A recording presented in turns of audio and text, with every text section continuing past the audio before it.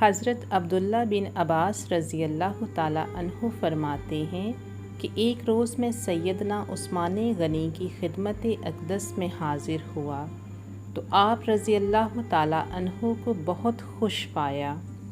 میں نے اس مسرت کی وجہ پوچھی تو فرمایا، میں آج رات خواب میں ہادی سبل ختم رسول مولائے کل صلی اللہ علیہ وآلہ وسلم کی زیارت سے مشرف ہوا تو آپ صلی اللہ علیہ وآلہ وسلم نے مجھے ٹھنڈا پانی عطا فرمایا۔